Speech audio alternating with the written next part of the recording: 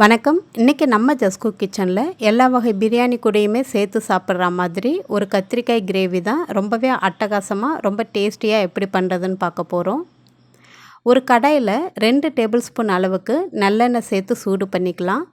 எண்ணெய் நல்லா சூடானதும் 1 டீஸ்பூன் அளவுக்கு மிளகு, 1/2 டீஸ்பூன் ஜீரகம், 1/4 டீஸ்பூன் வெந்தயம் சேர்த்து பொரிய வச்சுக்கலாம். இது நல்லா பொரிஞ்சதும் ஒரு மீடியம் சைஸ் வெங்காயம் நீல வாக்கில் கட் பண்ணி சேர்த்துருக்கோங்க. நல்லா பொடியாக கட் பண்ணிக்கோங்க. ஒரே ஒரு பச்சை மிளகாய் சேர்த்துட்டு 5-6 பூண்டு பற்களை தோலை உரிச்சிட்டு தட்டிட்டு சேர்த்துக்கோங்க. நான் உரலில் இடித்து வச்சுருந்தேன், அதை நான் சேர்க்க மறந்துட்டேன்.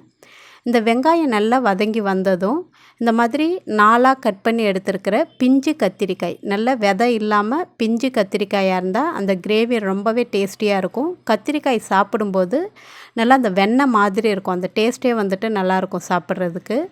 இந்த கத்திரிக்காய் வந்துட்டு நம்ம சேர்த்து இந்த எண்ணெயிலேயே நல்லா வதங்கிடணும். கத்திரிக்காய் நிறம் மாறி வர வரைக்கும் நம்ம வெயிட் பண்ணலாம்.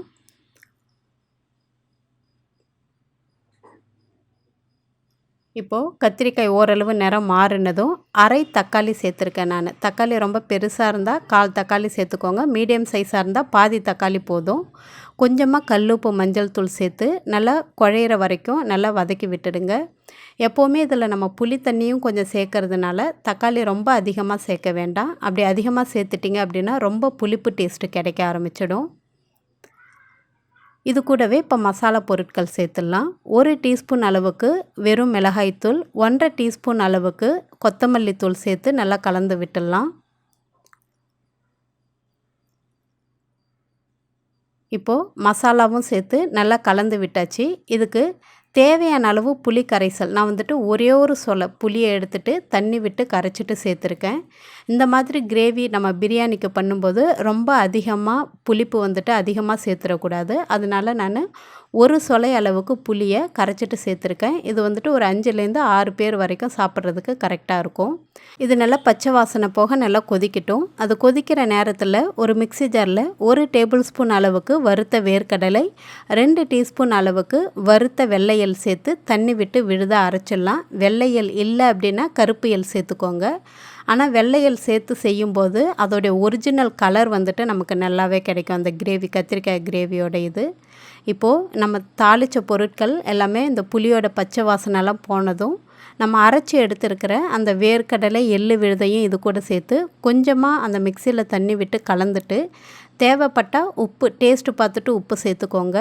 நல்லா அப்பப்போ கிளறி விட்டு இந்த பச்சை வாசனை போகிற வரைக்கும் நல்லா கொதிக்க வச்சிடலாம். அந்த கிரேவி ஓரளவு நல்லா திக்கானதும் நல்லா சிம்மருக்கு மாற்றிட்டு ஒரு 5 நிமிஷம் எண்ணெய் பிரிகிற வரைக்கும் அப்பப்போ நல்லா கிளறி விட்டு கொதிக்க வையுங்க.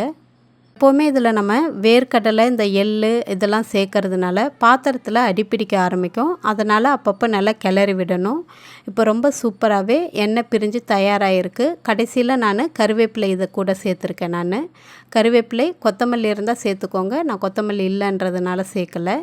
இப்போ ரொம்பவே சூப்பரான பிரியாணிக்கு ஏற்ற கத்திரிக்காய் கிரேவி தயாராகிடுச்சு. இந்த கிரேவி வெஜ் பிரியாணியாக இருந்தாலும் சரி, நான்வெஜ் பிரியாணியாக இருந்தாலும் சரி, எல்லாத்துக்கூடையும் வச்சு சாப்பிட ரொம்பவே டேஸ்டியாக நல்லாயிருக்கும். நீங்களும் ட்ரை பண்ணி பார்த்துட்டு எப்படி இருந்துச்சுன்னு சொல்லுங்கள். நன்றி, வணக்கம்.